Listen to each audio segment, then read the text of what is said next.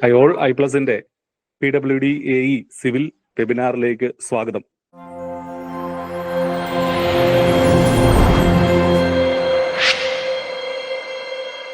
നമുക്കറിയാം, പുതിയൊരു notification assistant engineer സിവിലുമായി ബന്ധപ്പെട്ട് വന്നിട്ടുണ്ട്. അപ്പോൾ നിലവിൽ അപ്ലൈ ചെയ്യാനുള്ള സമയമാണ്. അപ്പോൾ കൃത്യമായിട്ട് ഇതിനുവേണ്ടി എങ്ങനെ പഠിക്കണം എന്നുള്ളത് മനസ്സിലാക്കി ശരിയായ രീതിയിൽ തയ്യാറെടുപ്പ് നടത്താനും അടുത്തൊരു 6 അല്ലെങ്കിൽ 7 മാസത്തെ ഒരു പ്രിപ്പറേഷൻ വഴി, കൺസിസ്റ്റന്റ് ആയിട്ടുള്ള പ്രയത്നം വഴി എങ്ങനെ ഈ ഒരു റാങ്ക് ലിസ്റ്റിൽ ടോപ്പിലെത്താം, അതുവഴി അസിസ്റ്റന്റ് എഞ്ചിനീയർ എന്നുള്ള ഒരു മികച്ച ജോലിയിലേക്ക് എങ്ങനെ എത്താം എന്നുള്ളതാണ് വെബിനാറിൽ എക്സ്പ്ലെയിൻ ചെയ്യുന്നത്. പ്രത്യേകിച്ചും സിലബസിനെ അടിസ്ഥാനമാക്കി എങ്ങനെ വേണം പഠിക്കാൻ, ഓരോ മൊഡ്യൂളുകളും എങ്ങനെ അപ്രോച്ച് ചെയ്യണം തുടങ്ങിയ കാര്യങ്ങളൊക്കെയാണ് ഐപ്ലസിന്റെ എക്സ്പെർട്ട് ആയിട്ടുള്ള ഫാക്കൽറ്റി ഇന്നിവിടെ എക്സ്പ്ലെയിൻ ചെയ്യുന്നത്. ഏറെ ആദരവോടുകൂടി ടീച്ചറിനെ ക്ഷണിക്കുന്നു. ഹായ്, എല്ലാവർക്കും സ്വാഗതം. ഇപ്പോൾ നമ്മുടെ കേരള PSC ഒരു നോട്ടിഫിക്കേഷൻ പബ്ലിഷ് ചെയ്തിട്ടുണ്ട് അല്ലെ. ഒരു സിവിൽ ആസ്പിരന്റിനെ സംബന്ധിച്ചിടത്തോളം ഏറ്റവും ഇമ്പോർട്ടന്റ് ആയിട്ടുള്ള ഒരു നോട്ടിഫിക്കേഷൻ ആണ്. നമ്മുടെ കേരള ഗവൺമെന്റിന്റെ ടെക്നിക്കൽ വിങ് നോക്കിക്കഴിഞ്ഞാൽ ഏറ്റവും ഗ്ലാമറസ് ആയിട്ടുള്ള ഒരു പോസ്റ്റ് ആണ് PWD അസിസ്റ്റന്റ് എഞ്ചിനീയർ എന്നുള്ളത്. അപ്പൊ നമ്മളൊന്ന് പ്രയത്നിച്ചു കഴിഞ്ഞാൽ നമുക്ക് എന്തായാലും ആ ഒരു പോസ്റ്റ്, ആ ഒരു അസിസ്റ്റന്റ് എഞ്ചിനീയർ എന്നുള്ള ഒരു ഡെസിഗ്നേഷൻ നമ്മളെ തേടി എത്തും. അപ്പോൾ ആ ഒരു PWD AEയുടെ ഒരു ഓവർവ്യൂ, അതുപോലെ സിലബസ് അനാലിസിസ്, എങ്ങനെ വേണം അതിന് പ്രിപ്പയർ ചെയ്യാൻ, അതിനെ കുറിച്ചൊക്കെയാണ് നമ്മൾ ഇന്നത്തെ വീഡിയോയിൽ ഡിസ്കസ് ചെയ്യുന്നത്. അപ്പൊ നമുക്ക് നോക്കാം. അപ്പൊ നമ്മുടെ ഒരു നോട്ടിഫിക്കേഷൻ വന്നത് കാറ്റഗറി നമ്പർ 180/2025, 150/2025 ആണ് നമ്മുടെ നോട്ടിഫിക്കേഷന്റെ category number. Department public works department ആണ്. നമ്മുടെ name of post assistant engineer ആണ്. ഇപ്പൊ സ്കെയിൽ ഓഫ് പേ നിങ്ങളിപ്പോ LSTD AE, അതുപോലെ തന്നെ KSEBക്ക് കുറച്ചുകൂടി ഒരു വ്യത്യാസം വരും. ഡിപ്പാർട്ട്മെന്റിലുള്ള ഇറിഗേഷൻ, LSTD, PWD, ഹാർബർ, അപ്പൊ അതിന്റെയൊക്കെ ഒരു scale of pay assistant engineer എല്ലാവർക്കും സെയിം തന്നെയാണ്. അത് നല്ലൊരു അട്രാക്റ്റീവ് ആയിട്ടുള്ള ഒരു സ്കെയിൽ ഓഫ് പേ തന്നെയാണ്. 55,200 to 1,15,300 വരെ വരുന്നുണ്ട്. വേക്കൻസീസ് ആന്റിസിപ്പേറ്റഡ് ആണ് കൊടുത്തിട്ടുള്ളത്. കാരണം നമുക്ക് ഇപ്പോഴാണല്ലോ എക്സാം കഴിഞ്ഞത്. 2023 നമ്മുടെ PWD AE എക്സാം കഴിഞ്ഞത്. ആക്ച്വലി ഇപ്പൊ ഒരു 2026 കഴിയുമ്പോഴേക്കും ഒരുപാട് വേക്കൻസീസ് റിപ്പോർട്ട് ആകാൻ ചാൻസ് ഉണ്ട്. കാരണം കുറച്ച് സീനിയർ ആയിട്ടുള്ള ആൾക്കാരൊക്കെ റിട്ടയർ ആവുന്നുണ്ട്. അപ്പൊ അതുകൊണ്ടാണ് ഒരു ആന്റിസിപ്പേറ്റഡിന് കൊടുത്തത്. അപ്പൊ ഒരുപാട് ആൾക്കാർ ഇപ്പൊ ഡിപ്പാർട്ട്മെന്റിൽ അന്വേഷിച്ചപ്പോൾ അങ്ങനെയാണ് മനസ്സിലായത്. 26 കൂടി ഒരുപാട് റിട്ടയർമെന്റ് വരുന്നുണ്ട്. അപ്പൊ അതാണ് തന്നെ നമ്മുടെ PSC ആ ഒരു എക്സാം വിളിച്ചത്.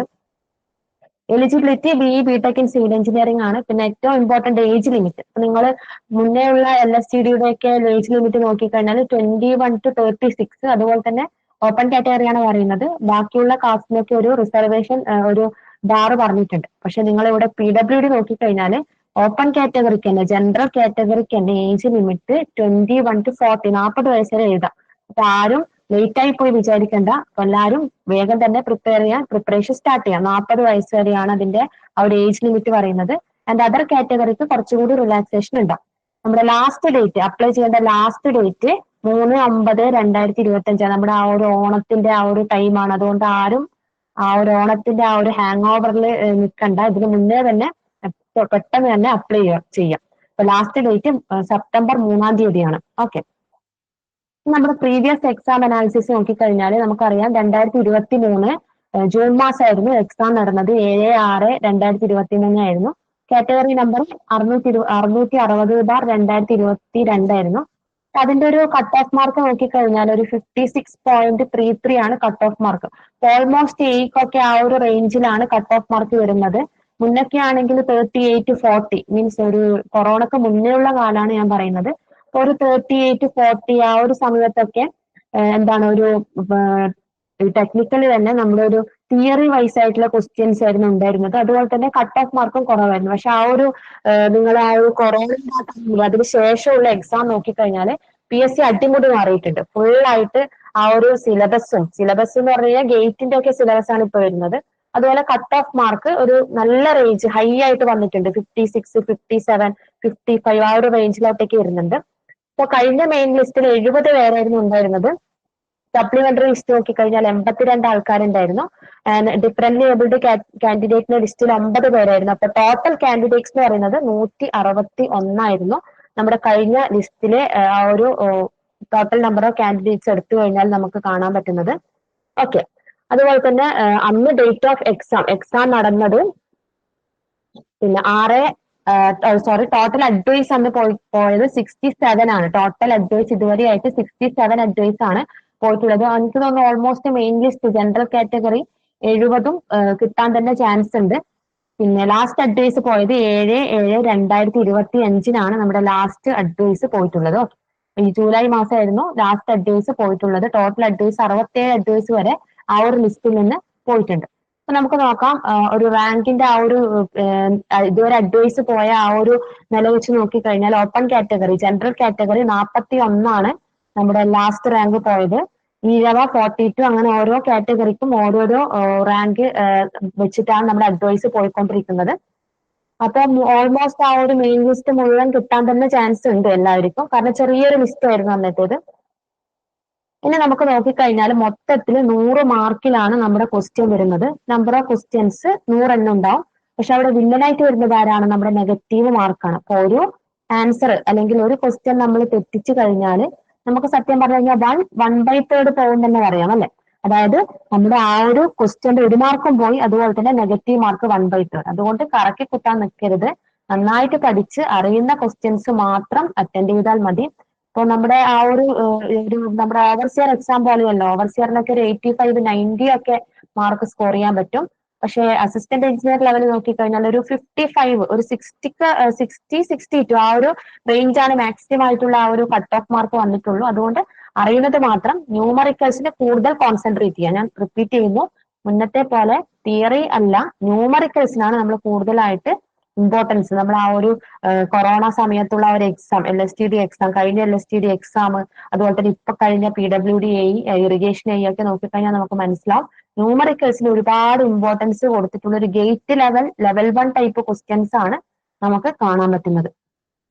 ഇനി നമുക്ക് സിലബസിന് എവിടെയും പോകേണ്ട കാര്യമില്ല. നിങ്ങളിപ്പോ LSTD AE എക്സാം ഒക്കെ എഴുതിയിട്ട് ബുക്കൊക്കെ അടച്ചു വെച്ചിരിക്കുന്ന അവസ്ഥയിലായിരിക്കും. സെയിം സിലബസ് തന്നെയാണ്, അത് തന്നെയാണ് കഴിഞ്ഞ എക്സാമിനൊക്കെ ചോദിച്ചിട്ടുള്ളത്. പക്ഷെ ഒരു വ്യത്യാസം എന്ന് പറഞ്ഞു കഴിഞ്ഞാൽ PSC കറക്റ്റ് ആയിട്ട് ഒരു സബ്ജക്റ്റിൽ നിന്നും എത്ര മാർക്ക് വരെ എക്സാം ക്വസ്റ്റ്യൻസ് ചോദിക്കാന്നുള്ള ഒരു കൺസെപ്റ്റ് തന്നിട്ടുണ്ട് അല്ലെ. അപ്പൊ ഇത് തന്നെയായിരുന്നു നമ്മുടെ LSTD AEക്ക് ഫോളോ ചെയ്തത്. അതുകൊണ്ട് PWD AEക്ക് മാറ്റമൊന്നും ഉണ്ടാവില്ല, സെയിം തന്നെ ആയിരിക്കും വരുന്നത്. അപ്പൊ നമ്മൾ നോക്കിക്കഴിഞ്ഞാൽ നമ്മുടെ ഇമ്പോർട്ടന്റ് നമ്മുടെ സിവിൽ എഞ്ചിനീയറിംഗിന്റെ ഒരു നട്ടെല്ല് എന്ന് പറയുന്നത് തന്നെ എന്താണ്? ഡിസൈൻ ഓഫ് സ്ട്രക്ചേഴ്സ് ആണ് അല്ലെ. നമ്മൾ ബിടെക്കിന് പഠിക്കുമ്പോൾ ഒരുപാട് ആൾക്കാരുടെ പേടി സ്വപ്നമായിരിക്കും ഡിസൈൻ ഓഫ് സ്ട്രക്ചേഴ്സ്. പക്ഷെ വളരെ രസകരമായിട്ട് പഠിക്കാൻ പറ്റുന്ന ഒരു സബ്ജക്റ്റും കൂടിയാണ്. നമ്മുടെ ഡേ ടു ഡേ ലൈഫിന് കമ്പയർ ചെയ്തിട്ട് നോക്കിക്കഴിഞ്ഞാൽ വളരെ ഈസി ആയിട്ടുള്ള ഒരു സബ്ജക്റ്റ് ആണ്.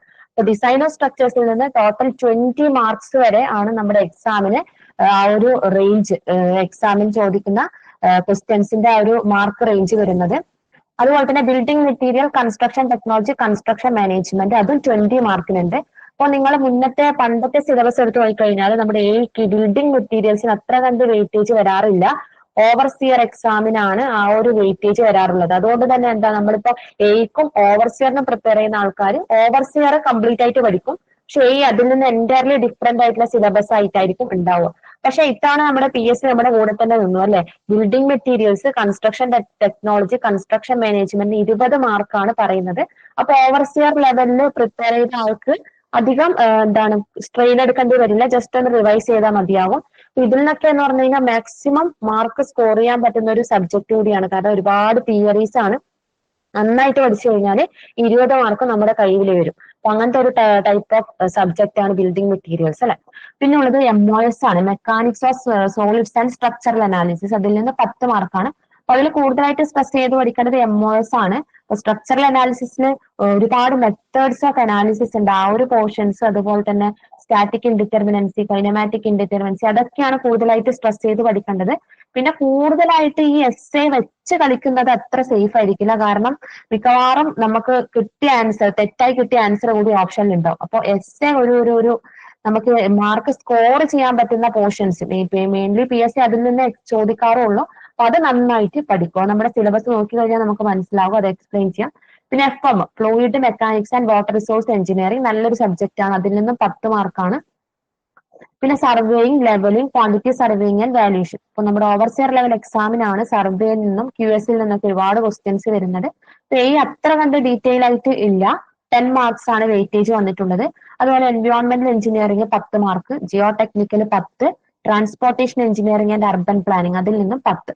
അപ്പൊ നമ്മുടെ മെയിൻ നമ്മൾ ഫോക്കസ് ചെയ്യേണ്ടത് IS code, design of structures അല്ലെ, സ്ട്രെങ്ത് ഓഫ് മെറ്റീരിയൽസ്, അതൊക്കെയാണ് നമ്മൾ കൂടുതലായിട്ട് നോക്കേണ്ടത്. IS കോഡ് അരച്ച് കലക്കി കുടിച്ചാൽ തന്നെ നമുക്ക് ഒരുമാതിരിപ്പെട്ട എക്സാംസ് മീൻസ് എല്ലാ ക്വസ്റ്റ്യൻസും നമുക്ക് ചെയ്ത് എടുക്കാൻ വേണ്ടി പറ്റും. പിന്നെ ബിൽഡിംഗ് മെറ്റീരിയൽസ് ഇമ്പോർട്ടന്റ് ആണ്. ഇങ്ങനെ ഒരു പാറ്റേൺ ആണ് വരുന്നത്. നമ്മൾ കഴിഞ്ഞ LSTD ഈ എക്സാം എഴുതിയവർക്ക് മനസ്സിലാവും ഈ ഒരു മാർക്ക് ഡിസ്ട്രിബ്യൂഷൻ തന്നെയാണ് ആ ഒരു ക്വസ്റ്റ്യൻ പേപ്പറിൽ നമുക്ക് കാണാൻ പറ്റിയത്.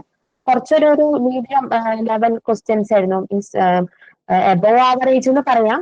ഒരുപാട് ആൾക്കാർക്ക് ടഫായിട്ട് പറഞ്ഞിട്ടുണ്ട്. അപ്പൊ എല്ലാവരും ആ ഒരു നമ്മുടെ ടെക്സ്റ്റ് ബുക്ക് പൂട്ടി വെച്ച ആൾക്കാരൊക്കെ തുറന്നിട്ട് നമ്മുടെ PWD-Aക്ക് വേണ്ടിയിട്ട് പഠിക്കാൻ നോക്കും. അപ്പൊ നമുക്ക് അതിന്റെ ഒരു സിലബസിലോട്ടേക്ക് വരാം. ഡിസൈൻ ഓഫ് സ്ട്രക്ചേഴ്സ് അല്ലെ, അപ്പൊ അതിൽ മെയിൻ ആയിട്ട് limit state method of design, limit state method of design, ഇതൊക്കെ നമ്മളെ ബേസിക് ആയിട്ടുള്ള കാര്യങ്ങളാണ്. Limit state method of design, working stress method, ultimate load method. അപ്പൊ അതിൽ നമ്മൾ കറക്റ്റ് ആയിട്ട് നോക്കേണ്ടത് limit state method of design ആണ്.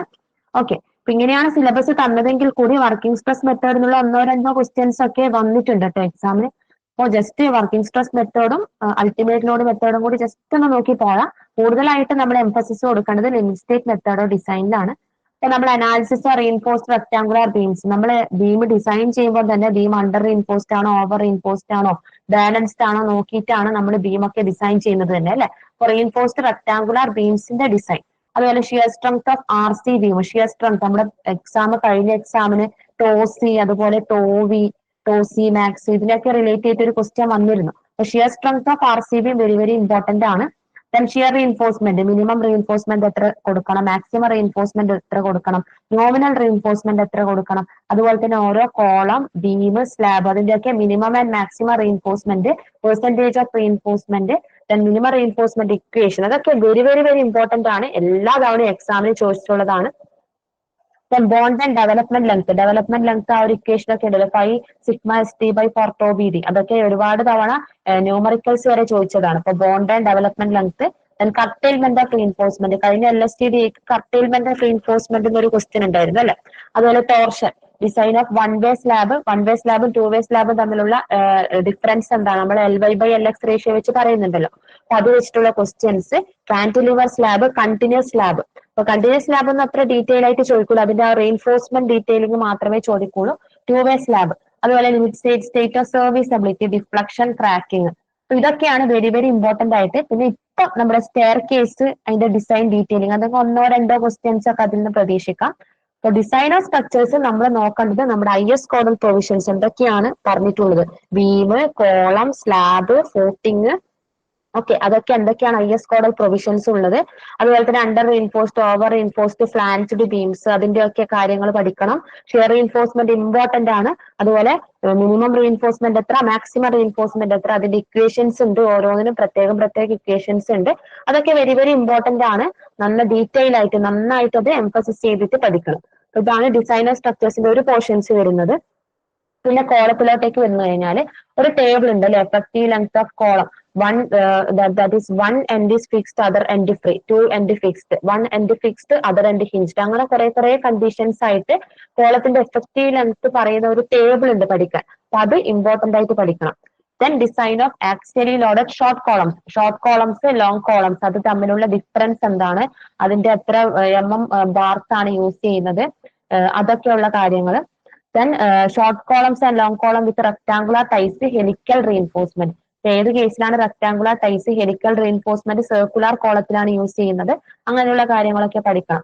Then column subject to compression, അതിന്റെയൊക്കെ ഇക്വേഷൻസ് ഉണ്ട് അല്ലെ, uniaxial bending, biaxial bend, then നമ്മുടെ ആ ഒരു ഇന്ററാക്ഷൻ റേഷ്യോ കർവ് ഉണ്ടല്ലോ, PMM ഇന്ററാക്ഷൻ റേഷ്യോ കർവ്, അപ്പൊ നിങ്ങൾ കണ്ടിട്ടുണ്ടാവും IS കോഡിൽ ഇങ്ങനെ ഒരു കർവ് കണ്ടിട്ടുണ്ടാവും അല്ലെ, മൊമെന്റും ആക്സിയൽ ലോഡും തമ്മിൽ പ്ലോട്ട് ചെയ്തിട്ടുള്ള ഇന്ററാക്ഷൻ റേഷ്യോ കേർവ്സ്, അതിൽ നിന്നൊക്കെ ക്വസ്റ്റ്യൻസ് വരാറുണ്ട്. അപ്പൊ കോളംസ് ഇമ്പോർട്ടന്റ് ആണ്. Column, short columns, long columns, പിന്നെ എഫക്റ്റീവ് ലെങ്ത് ഓഫ് കോളത്തിന്റെ ആ ഒരു ടേബിൾ ഇമ്പോർട്ടന്റ് ആണ്. ദെൻ എന്താണ് ഫൂട്ടിങ്സ് വെരി വെരി ഇമ്പോർട്ടന്റ് ആണ്. ഡിസൈൻ ഓഫ് ഫൂട്ടിങ്, പിന്നെ എന്താ ഡീപ് ഫൂട്ടിങ്, അതുപോലെ തന്നെ നമ്മുടെ കുറെ ഫൂട്ടിങ്സ് ഉണ്ടല്ലോ, that is street footing, isolated footing, അതുപോലെ തന്നെ നമ്മുടെ മാറ്റ് ഫൗണ്ടേഷൻ, ഡീപ്പ് ഫൗണ്ടേഷൻസ്, പൈല്, അതൊക്കെ ഇമ്പോർട്ടന്റ് ആണ്. അതുപോലെ റീറ്റൈനിങ് വാൾ, കാന്റിലിവർ റീറ്റൈനിങ് വാൾ, കൗണ്ടർ ഫോർട്ട് റീറ്റൈനിങ് വാൾ, നോർമൽ റീറ്റൈനിങ് വാൾ, അത് തമ്മിലുള്ള ഡിഫറൻസുകൾ എന്തൊക്കെയാണ്, ഏത് റീറ്റൈനിങ് വാളിലാണ് നമ്മൾ നോമിനൽ റീഇൻഫോഴ്സ്മെന്റ് കൊടുക്കുന്നത്, അങ്ങനെയുള്ള കാര്യങ്ങൾ. സർക്കുലർ സ്ലാബ് ഒക്കെ ഈ ഒരു അടുത്ത കാലത്ത് PSC കൊണ്ടുവന്നതാണ്. അതിൽ 1-2 ക്വസ്റ്റ്യൻസ് നമുക്ക് നോക്കാം. അതുപോലെ സർക്കുലർ സ്ലാബിന്റെ കുറച്ച് കണ്ടീഷൻസ് ഉണ്ട്. സിംപ്ലി സപ്പോർട്ടഡ് ആകുമ്പോൾ, ഫിക്സഡ് ആകുമ്പോൾ, പാർഷ്യലി ഫിക്സഡ് ആകുമ്പോൾ ഒക്കെ UDN സബ്ജക്ട് ചെയ്യുമ്പോൾ എന്തൊക്കെ വ്യത്യാസമാണ് വരുന്നത്. വെരി വെരി സിമ്പിൾ ആണ്. പഠിച്ചു കഴിഞ്ഞാൽ നമുക്ക് ഈസി ആയിട്ട് സ്കോർ ചെയ്യാൻ പറ്റും. വാട്ടർ ടാങ്ക് എന്നൊക്കെ എന്തായാലും ക്വസ്റ്റ്യൻസ് എന്തായാലും ഷുവർ ഷോർട്ട് ക്വസ്റ്റ്യൻസ് ആണ്. ഡിസൈൻ ഓഫ് വാട്ടർ ടാങ്ക്, അതിന്റെ design philosophies and requirement, joint IS codal recommendations. ഈ ഒരു പറഞ്ഞ ഈ ഒരു സിലബസ് ഡിസൈൻ ഓഫ് സ്ട്രക്ചേഴ്സ് ഞാൻ പറഞ്ഞു 20 മാർക്സ് ആണ് ഉള്ളതെന്ന് പറഞ്ഞു. ഇപ്പം പറഞ്ഞ ഒരു പോയിന്റ് നമുക്ക് മിസ് ചെയ്യാൻ പറ്റില്ല. എല്ലാത്തിനും ക്വസ്റ്റ്യൻസ് ചോദിച്ചിട്ടുണ്ട്. സോ ഡീറ്റെയിൽ ആയിട്ട് നന്നായി സ്ട്രെസ് കൊടുത്ത് തന്നെ പഠിക്കേണ്ടതാണ്. പ്രീ സ്ട്രെസ്ഡ് കോൺക്രീറ്റ് ഉണ്ട്. പ്രീ സ്ട്രെസ്ഡ് കോൺക്രീറ്റ്സ് നമ്മൾ പഠിച്ചിട്ടുണ്ട്. Pretensioned, post tensioned, what are the losses in prestressed concrete, അങ്ങനെയുള്ള കാര്യങ്ങൾ. എന്താണ് പ്രീ സ്ട്രെസ്സിങ്, അതിന്റെ ഒരു കൺസെപ്റ്റ് എന്താണ്, മെത്തേഡ്സ് ഓഫ് പ്രീ സ്ട്രെസ്സിങ് ഉണ്ടല്ലോ, ഒരുപാട് മെത്തേഡ്സ് അതിൽ പറയുന്നുണ്ട്. നമ്മൾ ഫ്രേസിയേജ് സിസ്റ്റം പഠിക്കുന്നുണ്ട്. അങ്ങനെയുള്ള ആ ടെൻഡൻസിനെ വലിച്ച് ഏതൊക്കെ മെത്തേഡ് വഴിയാണ് ആ ഒരു ബീം നമ്മൾ പ്രീ സ്ട്രെസ്സിങ് കൊടുക്കുന്നത്, അങ്ങനെയുള്ള കാര്യങ്ങളൊക്കെ. Then losses of pre stressing, analysis of pre stressed beam. അപ്പൊ അതിന്റെ ആ ഒരു ഇക്വേഷൻസിലോട്ടേക്ക് അല്ലെങ്കിൽ ആ ഒരു പ്രോബ്ലംസിലോട്ടൊന്നും പോകണ്ട. ഇതിൽ കൂടുതലായിട്ട് നിങ്ങൾ ഇമ്പോർട്ടൻസ് കൊടുക്കേണ്ടത് ലോസസ് ഇൻ പ്രീ സ്ട്രെസ് ആണ്.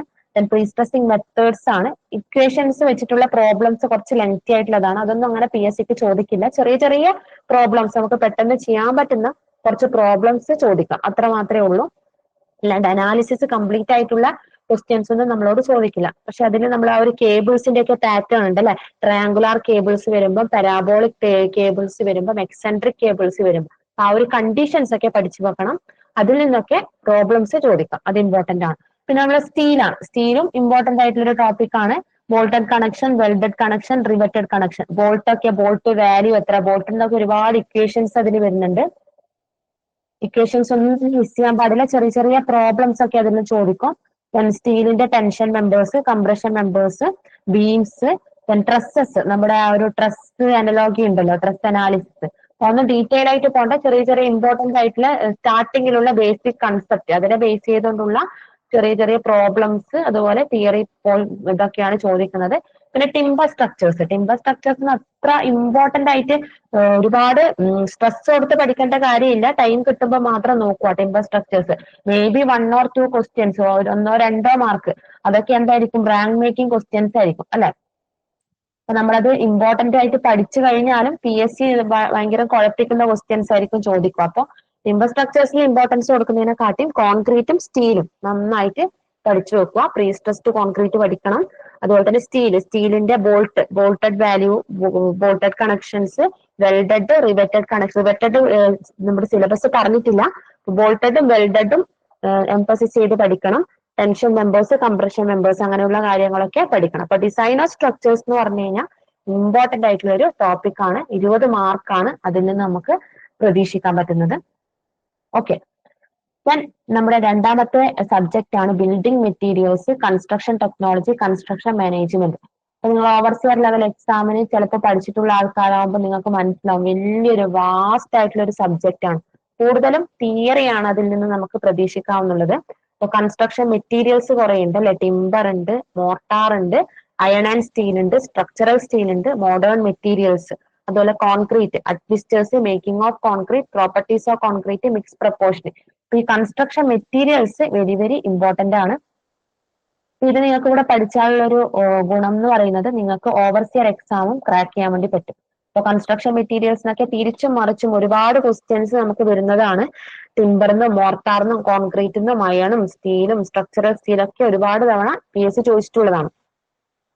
ബിൽഡിംഗ് കൺസ്ട്രക്ഷനിൽ ഫൗണ്ടേഷൻ, നമ്മുടെ ഷാലോ ഫൗണ്ടേഷൻ, ഡീപ്പ് ഫൗണ്ടേഷൻ, പിന്നെ ഒരു ഇക്വേഷൻ വെച്ചിട്ടുള്ള അതിന്റെ ഒരു കമ്പാരിസൺ, ഡീപ്പ് ഫൗണ്ടേഷൻ ഒരു ഇക്വേഷൻ ഒക്കെ ഉണ്ട് അല്ലെ, അതൊക്കെ ഇമ്പോർട്ടന്റ് ആണ്.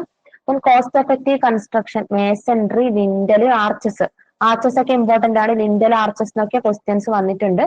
Floors and flooring, roof covering materials, door, Windows and ventilators, finishing work. ഇതൊരു വലിയൊരു ടോപ്പിക്കാണ്. അതൊക്കെ നന്നായിട്ട് പഠിച്ചവരാണെങ്കിൽ റിവൈസ് ചെയ്യുക. അല്ലെങ്കിൽ ഇപ്പൊ പുതുതായിട്ട് പഠിക്കുന്നവരാണെങ്കിൽ ഈ ബിൽഡിംഗ് മെറ്റീരിയൽസിനും നമ്മുടെ ഡിസൈൻ ഓഫ് സ്ട്രക്ചേഴ്സിന്റെ പോലെ തന്നെ കൂടുതൽ ഇമ്പോർട്ടൻസ് കൊടുത്ത് പഠിക്കുക.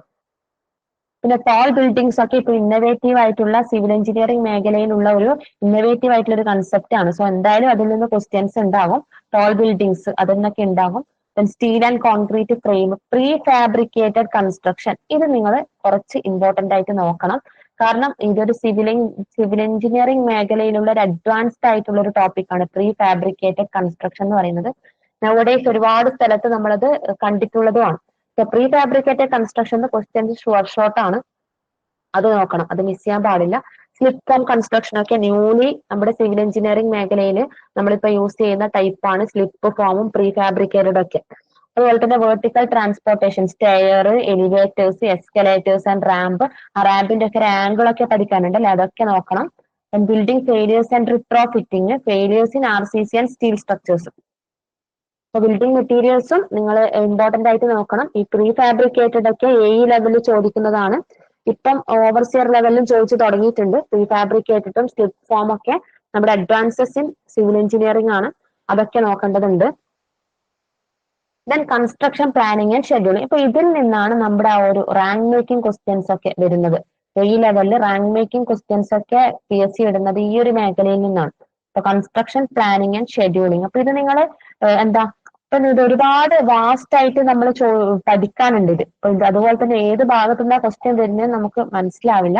അപ്പൊ ബിൽഡിംഗ് മെറ്റീരിയൽസ് കംപ്ലീറ്റ് ആയിട്ട് പഠിക്കുക, പ്രീ ഫാബ്രിക്കേറ്റഡ് മെറ്റീരിയൽസ് കംപ്ലീറ്റ് ആയിട്ട് പഠിക്കുക. അതിനുശേഷം ഈ കൺസ്ട്രക്ഷൻ പ്ലാനിങ് ആൻഡ് ഷെഡ്യൂളിങ്ങിലേക്ക് നിങ്ങൾ വന്നാൽ മതി. എങ്കിൽ പോലും ഇതിന് നമ്മുടെ ആ ഒരു ചാർട്ടുകൾ ഉണ്ടല്ലോ, മൈൽ സ്റ്റോൺ ചാർട്ട്, ഗാണ്ട് ചാർട്ട്, അങ്ങനെയുള്ള പോയിന്റുകളൊക്കെ ഇമ്പോർട്ടന്റ് ആയിട്ട് നോക്കണം. Construction dispute and settlement, ethics in construction. Ethics in construction എന്നൊക്കെ ഏത് ക്വസ്റ്റ്യൻ വരുമോ നമുക്ക് പറയാൻ പറ്റില്ല. അപ്പൊ ഇത് എന്താ ഇത്ര ഇമ്പോർട്ടന്റ് ആയിട്ട് നോക്കേണ്ട കാര്യമില്ല. റാങ്ക് മേക്കിംഗ് ക്വസ്റ്റ്യൻസ് ഒക്കെയാണ് ഇതിൽ നിന്ന് വരുന്നത്. Construction safety, principles of materials management, quality management practices, construction procedures. Okay, ഇതിൽ നിന്നൊക്കെ ഒരു എന്താ ഡീറ്റെയിൽ ആയിട്ട് നിങ്ങൾ ആ ബിൽഡിംഗ് മെറ്റീരിയൽസ് എത്രത്തോളം പോകേണ്ട കാര്യമില്ല. ജസ്റ്റ് ഒരു ഔട്ട്ലൈൻ മനസ്സിലാക്കുക, കൺസെപ്റ്റ് മനസ്സിലാക്കുക. ചാർട്ടുകളൊക്കെ നന്നായിട്ട് നമ്മൾ പഠിക്കണം. CPM, PERT അങ്ങനെയുള്ള കാര്യങ്ങളൊക്കെ നോക്കണം. ഓക്കെ, അങ്ങനെ അതൊക്കെയാണ് ഈ building materials, construction technology, construction മാനേജ്മെന്റിൽ വരുന്നത്. നെക്സ്റ്റ് സബ്ജക്റ്റിലോട്ടേക്ക് വരുന്നത് നമ്മുടെ MOS ആണ്. MOSും SA, മെക്കാനിക്സ് ഓഫ് സോളിഡ്സും സ്ട്രക്ചറൽ അനാലിസിസും. ഇപ്പൊ MOSന്റെ ബേസിക് എന്താ നമ്മൾ പഠിക്കുന്നുണ്ട്? Stress strain graph of mild steel, shear force, bending moment, stresses, deflection, അതൊക്കെ അല്ലെ. ഈ സ്ട്രെസ് സ്ട്രെയിൻ ഒന്നും ഒരിക്കലും മിസ് ചെയ്യാൻ പാടില്ല. അതിലൊക്കെ ചോദിക്കുന്നുണ്ട് വോളിമെട്രിക് സ്ട്രെയിന്, സിമ്പിൾ സ്ട്രെയിൻ എന്താണ്, വോളിമെട്രിക് സ്ട്രെയിന്, കോമ്പൗണ്ട് സ്ട്രെയിന്, അങ്ങനെയുള്ള കാര്യങ്ങളൊക്കെ ചോദിക്കുന്നുണ്ട്. സ്ട്രെസ്, തെർമൽ സ്ട്രെസ്സസ്, അതൊക്കെ ഇമ്പോർട്ടന്റ് ആണ്, മിസ് ചെയ്യാൻ പാടില്ല. Bending moment and shear force, അത് നമ്മൾ ശ്രദ്ധിക്കണം. പോയിന്റ് ലോഡ് വരുമ്പോൾ ബെൻഡിങ് മൊമെന്റ് ഷേപ്പ് എന്ത്, UDL വരുമ്പോൾ എന്താണ് ഷേപ്പ്, UVL വരുമ്പോൾ എന്താണ് shape, bending moment shape, bending moment ഡയഗ്രത്തിന്റെ ഷേപ്പ്, ഷിയർ ഫോഴ്സ് ഡയഗ്രത്തിന്റെ ഷേപ്പ്, എന്താണ് വാല്യൂസ് വരിക. UDL ആകുമ്പോൾ നമുക്ക് എന്താ WL²/8, നമ്മൾ ഒരിക്കലും മറക്കാത്ത ആ ഒരു ഇൻഡിക്കേഷൻ ആണ് അല്ലെ. അത് പരാബോളി ആയിരിക്കും അതിന്റെ ഷേപ്പ്. അങ്ങനെയുള്ള നമ്മുടെ എന്താ ഇമ്പോർട്ടന്റ് ആയിട്ടുള്ള shear force diagrams, bending moment diagrams, bending moment and shear force values. അപ്പൊ നിങ്ങൾ ഇതിങ്ങനെ വലിച്ചു വാരി പഠിക്കുന്നതിന് പകരം പഠിച്ചതിന് ശേഷം ഒരു ചെറിയ ഷോർട്ട് നോട്ട് ആയിട്ട് നിങ്ങൾ കൊണ്ടു നടക്കുക. ഇക്വേഷൻസും അതുപോലെ തന്നെ ഷിയർ ഫോഴ്സ്, ബെൻഡിങ് മൊമെന്റിന്റെ ഡയഗ്രാംസ്, അതിന്റെയൊക്കെ വാല്യൂസ്, അതൊക്കെ അതിൽ നോട്ട് ചെയ്തിട്ട് അത് മാത്രം റിവൈസ് ചെയ്ത് പഠിക്കും. Deflection of beams very important ആണ്, ഒരിക്കലും മിസ് ചെയ്യരുത്. ഒരു ടേബിൾ ഉണ്ട് അല്ലെ, ഓരോ ടൈപ്പ് ബീമിലും ഡിഫ്ലക്ഷൻ വാല്യൂസ് എത്രയാണ് വരുന്നത്, മൊമെന്റ് എത്ര, ഡിഫ്ലക്ഷൻ എത്ര അല്ലെ. 1 end fixed, other end free. UDL വരുമ്പോൾ എത്രയാണ്, എന്താണ് UVL വരുമ്പോൾ എത്രയാണ്, പോയിന്റ് ലോഡ് വരുമ്പോൾ എത്രയാണ്, അതിന്റെ ഡിഫ്ലക്ഷൻ വാല്യൂസ് അല്ലെ, EI വെച്ചിട്ടുള്ള വാല്യൂസ് ഉണ്ട്, ഇമ്പോർട്ടന്റ് ആണ്, അത് എന്തായാലും പഠിക്കേണ്ടതാണ്. എല്ലാ ബീംസിന്റെയും ആ വാല്യൂസ് ടേബിൾ ആക്കിയിട്ട് ഷോർട്ട് നോട്ട് ആക്കിയിട്ട് പഠിക്കണം. Theory of columns, truss analysis, displacement response of statically determinate structural system using energy method. അതുപോലെ തന്നെ ഓരോ മെത്തേഡ് ഓഫ് അനാലിസിസ് ആണ്. എനർജി മെത്തേഡ് ഉണ്ട്, principle of virtual work method ഉണ്ട്. അങ്ങനെ മെത്തേഡ്സ് ഓഫ് അനാലിസിസ് ജസ്റ്റ് നോക്കണം. SIലോട്ടൊക്കെ വരുമ്പോൾ ഞാൻ നേരത്തെ പറഞ്ഞു, അങ്ങനെ ആഴ്ന്നിറങ്ങി പഠിക്കേണ്ട കാര്യമില്ല. കാരണം എസ് എന്ന് പറയുന്ന ഒരു വാസ്റ്റ് ആയിട്ടുള്ള സബ്ജക്റ്റ് ആണ് അല്ലെ. അപ്പൊ പ്രോബ്ലംസ് ഒക്കെ നമ്മൾ അപ്രോച്ച് ചെയ്യുകയാണെങ്കിൽ കുറച്ച് truss method, truss analogy method, അതുപോലെ തന്നെ നമ്മുടെ bending moment equations find out ചെയ്യുന്ന ഭാഗങ്ങള്, അതുപോലെ തന്നെ അങ്ങനെയുള്ള പോയിന്റുകളൊക്കെ കുറച്ചൊരു ഡിഫിക്കൽട്ടാണ്. നമ്മളിപ്പോ അത് അറ്റൻഡ് ചെയ്യാൻ പോയി കഴിഞ്ഞാലും മിസ്റ്റേക്ക് വരാൻ സാധ്യതയുണ്ട്. അപ്പോ ഷോർട്ടായിട്ട് എസ് എന്ന് ചോദിക്കുന്ന നമ്മുടെ statically indeterminate and determinate structures ആണ്.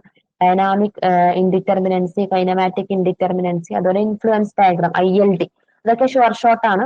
അതുപോലെ മൊമെന്റ് ഡിസ്ട്രിബ്യൂഷൻ മെത്തേഡിന്റെ ആ ഒരു വാല്യൂസ്, മൊമെന്റ് ഡിസ്ട്രിബ്യൂഷൻ വാല്യൂസ് ഉണ്ടല്ലോ, ആ വാല്യൂസ്, അതുപോലെ തന്നെ പിന്നെ കുറച്ച് തിയറീസ് ആണ്. എസ്സേയിൽ കുറച്ച് തിയറീസ് വരുന്നുണ്ട്. ഏത് മെത്തേഡൊക്കെ യൂസ് ചെയ്തിട്ടാണ് നമ്മൾ ഏതൊക്കെ സാഹചര്യങ്ങളിൽ ഏതൊക്കെ മെത്തേഡ് യൂസ് ചെയ്യണം എന്നുള്ളത്. കാനീസ് മെത്തേഡ് എവിടെ യൂസ് ചെയ്യണം, ക്ലാപ്പിയോൺസ് തിയറംസ് എവിടെ യൂസ് ചെയ്യണം, മൊമെന്റ് ഡിസ്ട്രിബ്യൂഷൻ മെത്തേഡ് എവിടെ യൂസ് ചെയ്യണം, ക്ലോക്ക് ഡിഫ്ലക്ഷൻ മെത്തേഡ് എപ്പോൾ യൂസ് ചെയ്യണം, അപ്പൊ അതിന്റെയൊക്കെ വാല്യൂസ്.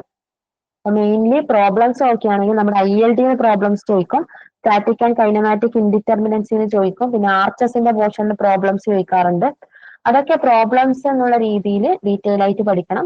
പിന്നെ എസ് എന്ന് വരുന്ന കുറച്ച് തിയറീസ്, അല്ലാതെ ഡീറ്റെയിൽ ആയിട്ട് നമ്മൾ സ്ട്രക്ചറൽ അനാലിസിസ് ചെയ്യുന്ന പോലെ നിങ്ങൾ പ്രോബ്ലംസ് ഒന്ന് സോൾവ് ചെയ്ത് സമയം കളയേണ്ട കാര്യമില്ല. ഇമ്പോർട്ടന്റ് ആയിട്ടുള്ള തിയറീസ്, അതുപോലെ തന്നെ ഞാൻ ഇപ്പം പറഞ്ഞ കൈനമാറ്റിക് ആൻഡ് സ്റ്റാറ്റിക് ഇൻഡിറ്റർമിനൻസീസ്, ആർച്ചസിന്റെ ഭാഗങ്ങള്, പിന്നെ മൊമെന്റ് ഡിസ്ട്രിബ്യൂഷന്റെ MI ബൈ ആ ഒരു വാല്യൂസ് ഉണ്ടല്ലോ, ആ ഒരു കെ വാല്യൂസ് എത്രയാണ് വരുന്നത് എന്നുള്ളത്, ഡിസ്ട്രിബ്യൂഷൻ ഫാക്ടർ എത്രയാണ് വരുന്നത് എന്നുള്ളത്, അത് പഠിച്ചു വെക്കണം. അതൊക്കെ ചോദിക്കുന്നുണ്ട്. അത്രയാണ് നമ്മുടെ MOS ഉം SA നോക്കിക്കഴിഞ്ഞാൽ. പിന്നെ FM ആണ്, fluid mechanics and water resource engineering, രണ്ടും കൂടി 10 മാർക്കാണ്. FM നമ്മൾ നോക്കേണ്ടത് കൈനമാറ്റിക്സ്, ഫ്ലൂയിഡ് കൈനമാറ്റിക്സും ഫ്ലൂയിഡ് ഡൈനാമിക്സും, അത് മിസ് ചെയ്യാൻ പാടില്ല. അതിൽ നിന്ന് പ്രോബ്ലംസ് ചോദിക്കുന്നുണ്ട്, തിയറീസ് ചോദിക്കുന്നുണ്ട്, പിന്നെ ഫ്ലൂയിഡ് പ്രഷർ ചോദിക്കുന്നുണ്ട്, ബയോയൻസി ആൻഡ് ഫ്ലോട്ടേഷൻ, പിന്നെ മെറ്റാസെൻട്രിസ്റ്റുള്ള പ്രോബ്ലംസ്, മെറ്റാസെൻട്രിക് ഹൈറ്റ് അല്ലെ, പിന്നെ പോയിന്റ് ഓഫ് ബയോയൻസി എവിടെയാണ്, മെറ്റാസെൻട്ര എവിടെയാണ് വരുന്നത്, അങ്ങനെയുള്ള കാര്യങ്ങൾ. പിന്നെ ഇമ്പോർട്ടന്റ് ആയിട്ട് FM വരുന്നത് ഓപ്പൺ ചാനൽ ഹൈഡ്രോളിക്സ് ആണ്. അത് ഇമ്പോർട്ടന്റ് ആണ്. നമ്മളെ ആ ഒരു പഠിച്ചിട്ടുണ്ട് അല്ലെ, പിന്നെ എക്കണോമിക്കലി ഒരു ട്രെപ്പിസോയിഡൽ സെക്ഷൻ ഒക്കെ വെച്ചിട്ട് മോസ്റ്റ് എക്കണോമിക്കൽ സെക്ഷൻ ഏതാണ്, ട്രെപ്പിസോയിഡൽ സെക്ഷന്റെ ആ ഒരു പ്രോപ്പർട്ടീസ് നോക്കാനുണ്ട്. അങ്ങനെയൊക്കെയുള്ള കാര്യങ്ങൾ. ഓപ്പൺ ചാനൽ ഫ്ലോ ഇമ്പോർട്ടന്റ് ആണ്. അതുപോലെ ഫ്ലോ ത്രൂ പൈപ്സ്, പിന്നെ ലോസസ് ചോദിക്കുന്നുണ്ട്, മേജർ ലോസസ്, മൈനർ ലോസസ് എന്തൊക്കെയാണ്, പൈപ്പിൽ കൂടിയുള്ള ലോസസ് എന്തൊക്കെയാണ്, പിന്നെ boundary layer theories, drag and lift ആണ് ഇമേഴ്സ്ഡ് ബോഡീസ്, പിന്നെ മെഷീൻസ് ആണ് നമ്മുടെ സെൻട്രിഫ്യൂഗൽ പമ്പ് അല്ലെ, സെൻട്രിഫ്യൂഗൽ പമ്പ് ചോദിക്കുന്നുണ്ട്, റെസിപ്രോക്കേറ്റിംഗ് പമ്പ്, അങ്ങനെയുള്ള കാര്യങ്ങൾ. പിന്നെ dimensional analysis and modelling, hydraulic ജമ്പൊക്കെ ഇമ്പോർട്ടന്റ് ആണ്. അതൊക്കെ നമ്മുടെ ഓപ്പൺ ചാനൽ ഹൈഡ്രോളിക്സിൽ വരുന്നതാണ്. ഹൈഡ്രോളിക് ജമ്പ് എന്തായാലും ഒരു പ്രോബ്ലംസ് ചോദിക്കാൻ ചാൻസ് ഉണ്ട്. അതിൽ ഒരുപാട് ഇക്വേഷൻസ് വരുന്നുണ്ട്. ഇക്വേഷൻസ് ഒക്കെ വേറെ ഷോർട്ട് നോട്ട് ആക്കിയിട്ട് പഠിക്കണം. പിന്നെ dimensional analysis and model testing. അപ്പൊ FM നന്നായിട്ട് പഠിക്കുക. ഓപ്പൺ ചാനൽ ഹൈഡ്രോളിക്സ് കൂടുതൽ ഇമ്പോർട്ടൻസ് കൊടുത്ത് പഠിക്കുക. പിന്നെ ഫ്ലൂയിഡ് കൈനമാറ്റിക്സ്, ഫ്ലൂയിഡ് ഡൈനാമിക്സ് പഠിക്കണം. ലോസസ് ഇൻ പൈപ്സ് പഠിക്കണം. സെൻട്രിഫ്യൂഗൽ പമ്പ്, റെസിപ്രോക്കേറ്റിംഗ് പമ്പും ഡീറ്റെയിൽ ആയിട്ട് പഠിക്കണം. ഓക്കെ ആണല്ലോ. അപ്പൊ ഇത്രയാണ് നമ്മുടെ ഫ്ലൂയിഡ് മെക്കാനിക്സിന് വരുന്നത്. പിന്നെ നമ്മുടെ വാട്ടർ റിസോഴ്സ് എഞ്ചിനീയറിംഗ് ആണ്. വാട്ടർ റിസോഴ്സ് എഞ്ചിനീയറിംഗ് നമ്മുടെ ഹൈഡ്രോളജി തന്നെ തുടങ്ങും. അപ്പൊ ഹൈഡ്രോളജിയിൽ PSC പോയിന്റ് ഓഫ് വ്യൂ ചോദിക്കുന്നത് നമ്മുടെ ഹൈഡ്രോഗ്രാഫ് ആണ് കേട്ടോ. ഹൈഡ്രോഗ്രാഫിന്ന് പ്രോബ്ലംസ് അടക്കം ചോദിക്കാറുണ്ട്. ഹൈഡ്രോഗ്രാഫ്, യൂണിറ്റ് ഹൈഡ്രോഗ്രാഫ്, ഹൈഡ്രോഗ്രാഫ്, അപ്പൊ പ്രോബ്ലംസ് ഒക്കെ അതിന് ചോദിക്കാറുണ്ട്. ഹൈഡ്രോഗ്രാഫ് ഇമ്പോർട്ടന്റ് ആയിട്ട് പഠിക്കണം. അതുപോലെ ഇൻഫിൽട്രേഷൻ ഇൻഡീസസ്, അങ്ങനെയുള്ള കാര്യങ്ങളൊക്കെ ഉണ്ട് അല്ലെ, 5 ഇൻഡീസസ് അങ്ങനത്തെ കാര്യങ്ങളൊക്കെ ഉണ്ട്. ദെൻ ഹൈഡ്രോളജിക് സൈക്കിൾ, പ്രസിപ്പിറ്റേഷൻ, അത് തുടക്കത്തിൽ കുറെ തിയറീസ് ആണ്. നമ്മുടെ മഴയുടെ സൈസ് എത്രയാണ്, അതുപോലെ തന്നെ അങ്ങനെയുള്ള കാര്യങ്ങളൊക്കെയാണ് വരുന്നത്. പിന്നെ കൺവെക്റ്റീവ് പ്രസിപ്പിറ്റേഷൻ, ഓറോഗ്രാഫിക് പ്രസിപ്പിറ്റേഷൻ, അങ്ങനെയുള്ള കാര്യങ്ങളൊക്കെ ഉണ്ട്. ഹൈഡ്രോഗ്രാഫ് ഇമ്പോർട്ടന്റ് ആയിട്ട് നോക്കണം. അതിന് പ്രോബ്ലംസ് ചോദിക്കാറുണ്ട്. ദെൻ ഇൻഫിൽട്രേഷൻ ഇൻഡീസസ് വെച്ചിട്ടുള്ള പ്രോബ്ലംസ് ചോദിക്കാറുണ്ട്. ദെൻ ഇറിഗേഷനിലോട്ടൊക്കെ വരികയാണെങ്കിൽ നിങ്ങൾക്കറിയാം അല്ലെ, മെയിൻ ആയിട്ട് PSC ആവർത്തിച്ച് ചോദിക്കുന്നതാണ് ഡ്യൂട്ടി ഡെൽറ്റ റിലേഷൻഷിപ്പുകൾ ചോദിക്കാറുണ്ട്. Then irrigation types and methods, soil water plant relationship, അതായത് ഡ്യൂട്ടി ഡെൽറ്റാസ് ഒക്കെ, frequency of irrigation, discharge curve ചോദിക്കാറുണ്ട്. ദെൻ റിവേഴ്സിലോട്ടൊക്കെ വരികയാണെങ്കിൽ meandering or rivers, river training works, അതൊക്കെ ഇമ്പോർട്ടന്റ് ആയിട്ട് ചോദിക്കുന്നതാണ്. പിന്നെ എന്താ നമുക്കറിയാലോ, അക്യൂഫോർ, അക്യൂക്ലോഡ്, അക്യൂട്ടാഡ് അങ്ങനെയുള്ള കുറച്ച് ടേംസുകൾ ഉണ്ട്. മാറാതെ അത് ഡീറ്റെയിൽ ആയിട്ട് മനസ്സിലാക്കി പഠിക്കേണ്ടതുണ്ട്. Aquifer types and properties, estimation of yield of an open വെല്ലിന്റെ yield കണ്ടുപിടിക്കുന്ന ഇക്വേഷൻസ് ഒക്കെ ഉണ്ട്. Storage capacity and yield of reservoirs ഉണ്ട്. നമ്മൾ ഡാമിലോട്ടേക്ക് വരികയാണെങ്കിലോ ഗ്രാവിറ്റി ഡാംസ്, അതുപോലെ തന്നെ അങ്ങനെയുള്ള കാര്യങ്ങളൊക്കെ ചെയ്യാനുണ്ട്. എർത്തൻ ഡാംസ്, ആ കാര്യങ്ങളൊക്കെ അതിൽ പഠിക്കാനുണ്ട്. ഡൈവേർഷൻ ഹെഡ് വർക്ക്സ് ഇമ്പോർട്ടന്റ് ആണ്. Diversion head work, reservoir, dam, ground water, aquifer അങ്ങനെയുള്ള കാര്യങ്ങളൊക്കെയാണ് ഇറിഗേഷനിൽ അല്ലെങ്കിൽ വാട്ടർ റിസോഴ്സ് എഞ്ചിനീയറിംഗിൽ നമുക്ക് നോക്കാനുള്ളത്. ഇമ്പോർട്ടന്റ് ആയിട്ട് മിസ് ചെയ്യാണ്ട് നമ്മൾ പഠിക്കേണ്ടതുണ്ട്. അതൊക്കെ എക്സാമിന് ചോദിച്ചിട്ടുണ്ട്. പിന്നുള്ളത് surveying and levelling, quantity surveying and valuation. Overseer level നോക്കിക്കഴിഞ്ഞാൽ ഒരുപാട് ക്വസ്റ്റ്യൻസ് ഈ ഒരു മേഖലയിൽ നിന്ന് വരാറുണ്ട്. പക്ഷെ നമ്മുടെ എയിലോട്ടേക്ക് വന്നു കഴിഞ്ഞാൽ 10 മാർക്കാണ് അതിൽ വരുന്നത്. അപ്പൊ നിങ്ങൾ എന്ത് പഠിക്കണം? നമ്മുടെ തിയോഡലൈറ്റ് സർവേ ഇമ്പോർട്ടന്റ് ആയിട്ട് നോക്കണം. കാരണം അതൊക്കെ നമ്മുടെ സിവിൽ എഞ്ചിനീയറിംഗ് മേഖലയിലുള്ള അഡ്വാൻസസ് ആണ്. അപ്പൊ അതിൽ നിന്നൊക്കെ കൂടുതലായിട്ട് ക്വസ്റ്റ്യൻസ് നമുക്ക് പ്രതീക്ഷിക്കാം അല്ലെ. അതുപോലെ area and volume computation equations ചോദിക്കാറുണ്ട്. നമ്മുടെ ട്രപ്പിസോയിഡൽ ഇക്വേഷൻസ്, പ്രിസ്മോയിഡൽ ഫോർമുല അതൊക്കെ ചോദിക്കാറുണ്ട്. ദെൻ ടൈപ്സ് ഓഫ് എറേഴ്സ്, അതുമായി ബന്ധപ്പെട്ട equations, EDM electronic distance measurement, പിന്നെ GPS global positioning system, remote sensing, അതൊക്കെ സിവിൽ എഞ്ചിനീയറിംഗ് മേഖലയിലെ പുതിയ പുതിയ അഡ്വാൻസ്മെന്റ് ആയത് കാരണം എന്തായാലും പ്രോബ്ലംസ് മീൻസ് ക്വസ്റ്റ്യൻസ് അതിൽ ഉണ്ടാകും. GPS റിമോട്ട് സെൻസിങ് ഒക്കെ ഉണ്ടാവും. GIS ഇതൊക്കെ മിസ് ചെയ്യാൻ പാടില്ല. Total station, GPS remote sensing, GIS അങ്ങനെയുള്ള കാര്യങ്ങൾ മെയിൻ ആയിട്ട് പഠിച്ചു വെക്കണം. പിന്നെ എറേഴ്സിന്റെ ഇക്വേഷൻ പഠിക്കണം. ദെൻ ട്രയാങ്കുലേഷൻ, അതുപോലെ area and volume computation equations ഉണ്ട് അല്ലെ, അതൊക്കെ നോക്കിയിട്ട് വേണം. പിന്നുള്ളത് നമ്മുടെ ക്വാണ്ടിറ്റി സർവേയിങ് വരികയാണെങ്കിൽ നമ്മുടെ സിങ്കിങ് ഫണ്ടിന്റെ ഇക്വേഷൻ, ഡിപ്രിസിയേഷൻസ് കണ്ടുപിടിക്കുന്ന equations, methods of valuation, rent fixation, അതിനൊക്കെ ചെറിയ ചെറിയ പ്രോബ്ലംസ് ഉണ്ടാകാറുണ്ട്. അനാലിസിസ് ഓഫ് റേറ്റ്, അതുപോലെ ടൈപ്പ് ഓഫ് എസ്റ്റിമേറ്റ് ഏതൊക്കെയാണ് നിങ്ങൾ ഓവർസിയർ ലെവൽ എക്സാമിന് പഠിച്ചിട്ടുണ്ടാവും. അത് തന്നെ കുറച്ചൊന്ന് ഡീറ്റെയിൽ ആയിട്ട് നോക്കുക. Type of estimate, detailed estimate, abstract estimate. കാരണം നമ്മളിപ്പം ഒരു AE ലെവലിലോട്ടേക്ക് നമ്മളൊരു ഗവൺമെന്റ് സർവീസിലോട്ടേക്ക് ഒരു കയറിക്കഴിഞ്ഞാൽ നമുക്ക് എസ്റ്റിമേറ്റ് കൊണ്ടുള്ള കളിയാണ് അല്ലെ. എല്ലാ ദിവസവും നമുക്ക് ഓരോ വർക്കിന്റെ എസ്റ്റിമേറ്റ് ഉണ്ടാവും. ഒരു AEയുടെ മെയിൻ ജോലി എന്ന് പറയുന്നത് തന്നെ എസ്റ്റിമേറ്റ് കംപ്ലീറ്റ് ആയിട്ട് ചെക്ക് ചെയ്യാന്നുള്ളതാണ്. ആ ഡീറ്റെയിൽഡ് എസ്റ്റിമേറ്റ്, അബ്സ്ട്രാക്ട് എസ്റ്റിമേറ്റ് അങ്ങനെയുള്ള കാര്യങ്ങളൊക്കെ നോക്കാനുണ്ട്. ഓക്കെ, അങ്ങനെയുള്ള method of valuation, depreciation, sinking ഫണ്ടിന്റെ അതുമായി ബന്ധപ്പെട്ട പ്രോബ്ലംസ്, അതുപോലെ തന്നെ അതിന്റെ തിയറി പോർഷൻസ്, അതൊക്കെയാണ് QS quantity surveying and valuation നമുക്ക് വരുന്നത്. ദെൻ എൻവയോൺമെന്റൽ എഞ്ചിനീയറിംഗിലോട്ടേക്ക് പോയി കഴിഞ്ഞാൽ അതിൽ എന്തൊക്കെയുള്ളത്? ക്വാളിറ്റി ഓഫ് വാട്ടർ മിസ് ചെയ്യരുത്, വെരി വെരി ഇമ്പോർട്ടന്റ് ആണ്. എന്തൊക്കെയാണ് നിങ്ങൾ പഠിച്ചത്? ഫിസിക്കൽ ക്വാളിറ്റി ഉണ്ട്, കെമിക്കൽ ക്വാളിറ്റി ഉണ്ട്, ഒരുപാട് കാര്യങ്ങളുണ്ട് അല്ലെ. അസിഡിറ്റി, ആൽക്കലിനിറ്റി, pH അങ്ങനെയുള്ള ഒരുപാട് പോയിന്റുകൾ അതിൽ വരുന്നുണ്ട്. എന്തായാലും പഠിക്കണം. എന്തായാലും ക്വസ്റ്റ്യൻസ് അതിൽ നിന്ന് പ്രതീക്ഷിക്കാം നമുക്ക്. എന്തായാലും ഇതുവരെയുള്ള PSCയുടെ ആ ഒരു ട്രെൻഡ് വെച്ച് നോക്കി കഴിഞ്ഞാൽ ക്വാളിറ്റി ഓഫ് വാട്ടറിന് ഒരു ക്വസ്റ്റ്യൻസ് എന്തായാലും ഉണ്ടാവും. അതുപോലെ തന്നെ എന്താണ് നമ്മുടെ പോപ്പുലേഷൻ ഫോർകാസ്റ്റിംഗ് മെത്തേഡ് ഉണ്ട് അല്ലെ. ഒരുപാട് മെത്തേഡ്സ് അതിൽ പറയുന്നുണ്ട്. ആ ഒരു പ്രോബ്ലംസ് വെച്ചിട്ട് ക്വസ്റ്റ്യൻസ് വരാറുണ്ട്. ഇക്വേഷൻ പഠിക്കണം. അതുപോലെ തന്നെ നമ്മുടെ ആ ഒരു ഫയർ അതുമായി ബന്ധപ്പെട്ട കുറച്ച് കിച്ലിങ്സ് ഫോർമുല എന്നൊക്കെ പറഞ്ഞ് കുറച്ച് ഫോർമുലാസ് ഉണ്ടല്ലോ, ഒരു ഫയർ ഹൈഡ്രന്റുമായി ബന്ധപ്പെട്ടിട്ടുള്ള അതൊക്കെ പഠിക്കണം.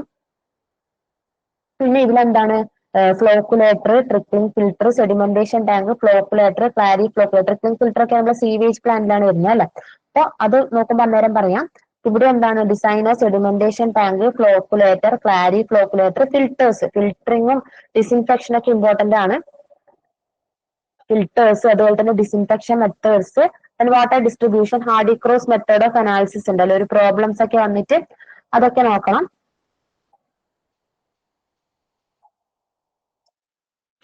അത് നമ്മുടെ എൻവയോൺമെന്റൽ എഞ്ചിനീയറിംഗ് പാർട്ട് 2 വരുന്നതാണ് നമ്മുടെ സീവേജ് അല്ലെ, വേസ്റ്റ് വാട്ടർ ട്രീറ്റ്മെന്റ്. അപ്പോ അതില് oxygen demand, DO design oxygen demand, നമ്മുടെ ഡിസോൾവ്ഡ് ഓക്സിജൻ അതെങ്ങനെ കണ്ടുപിടിക്കാനുള്ള കുറച്ച് കാര്യങ്ങളൊക്കെ ഉണ്ട്, അത് പഠിക്കണം. അതുപോലെ തന്നെ നമ്മുടെ സീവർ അപ്പർട്ടനൻസസ് നോക്കണം. വേസ്റ്റ് വാട്ടർ ഡിസ്പോസൽ അതിലെന്തൊക്കെയാണ് വരുന്നത്? ഓക്സിജൻ സാഗ് കർവുണ്ട്, ട്രീറ്റ്മെന്റ് മെത്തേഡ്സ് ഉണ്ട്, എയ്റോബിക് ആൻഡ് അനറോബിക് മെത്തേഡ്സ് ഉണ്ട്, അങ്ങനെയുള്ള കാര്യങ്ങളൊക്കെ വരുന്നുണ്ട്. അതൊക്കെ നോക്കാനുണ്ട്. പിന്നെ എന്താണ് വരുന്നത്, നമ്മുടെ ഡിസൈന് വാരിയസ് ട്രീറ്റ്മെന്റ് യൂണിറ്റ് അല്ലെ, drip chamber, sedimentation tank, activated sludge process, trickling filter. ഈ 2 പോയിന്റുകൾ ഇമ്പോർട്ടന്റ് ആണ്. ആക്ടിവേറ്റഡ് സ്ലഡ്ജ് പ്രോസസ്സും അതുപോലെ തന്നെ ട്രിക്ലിംഗ് ഫിൽട്ടറും എയിനെ സംബന്ധിച്ച്, ഈ എക്സാമിനെ സംബന്ധിച്ചിടത്തോളം ഇമ്പോർട്ടന്റ് ആണ്. അതിൽ നിന്ന് ഒരുപാട് ക്വസ്റ്റ്യൻസ് മുന്നേ ഒക്കെ വന്നിട്ടുള്ളതാണ്, അത് നോക്കണം. പിന്നെ septic tank, impact tank, oxidation ditches, എന്താണ് അവ തമ്മിലുള്ള വ്യത്യാസം, പോപ്പുലേഷൻ എത്രയാകുമ്പോഴാണ് നമ്മൾ സെപ്റ്റിക് ടാങ്കിലോട്ടേക്ക് പോകുന്നത് അല്ലെ, അങ്ങനെയുള്ള കാര്യങ്ങളൊക്കെ അതിൽ വരുന്നുണ്ട്. പിന്നെന്താ sludge digestion, sludge drying bed, sludge digestion methods വരുന്നുണ്ട്. ദെൻ എൻവയോൺമെന്റ് എഞ്ചിനീയറിംഗിന്റെ മൂന്നാമത്തെ ഒരു ഭാഗത്താണ് എയർ പൊല്യൂഷൻ വരുന്നത് അല്ലെ. സോഴ്സസ് ഓഫ് എയർ പൊല്യൂഷൻസ് ഉണ്ട്, എഫക്ട് ഓൺ ഹ്യൂമൻ, അതൊക്കെ ചോദിക്കാറുണ്ട്. Control of air pollutant, air quality, legislations. Environment engineering important ആണ്, 10 മാർക്കാണ് വരുന്നത്. അത് കുറച്ച് നല്ല ഡീറ്റെയിൽ ആയിട്ട് നോക്കാനുണ്ട്. ഇപ്പം ജിയോ ടെക്നിക്കൽ എഞ്ചിനീയറിംഗ്, ഇപ്പൊ നമ്മുടെ ആ ഒരു PSCയുടെ ട്രെൻഡ് അനുസരിച്ചിട്ട് GT2 നിന്നാണ് കൂടുതലായിട്ട് ക്വസ്റ്റ്യൻസ് വരുന്നത്. GT2 എന്ന് പറഞ്ഞു കഴിഞ്ഞാൽ നമ്മുടെ stability of finite slope, PD circle method and friction circle method, ബോസ്ലെസ് ഇക്വേഷൻ വെച്ചിട്ടുള്ള. നിങ്ങൾ LSTDA എക്സാമിന്, കഴിഞ്ഞ LSTDA എക്സാമിന് ന്യൂമാർക്ക് ചാർട്ട് തന്നിട്ട്, ക്വസ്റ്റ്യൻ പേപ്പറിൽ ന്യൂമാർക്ക് ചാർട്ട് തന്നിട്ടൊക്കെ ഒരു പ്രോബ്ലംസ് ചോദിച്ചിട്ടുണ്ടല്ലോ, എല്ലാവരും അതിശയിച്ച് പോയിട്ടുണ്ടാകും. അപ്പൊ അതാണ് ഞാൻ പറഞ്ഞത്, GT2 കൂടുതൽ പ്രോബ്ലംസ് കൂടുതലായിട്ട് വരുന്ന ഒരു പോർഷൻ ആണ് GT2 എന്ന് പറയുന്നത്. ജിയോ ടെക്നിക്കൽ എഞ്ചിനീയറിംഗിന്റെ പാർട്ട് 2 ഡിസൈനും കാര്യങ്ങളൊക്കെ വരുന്നത്.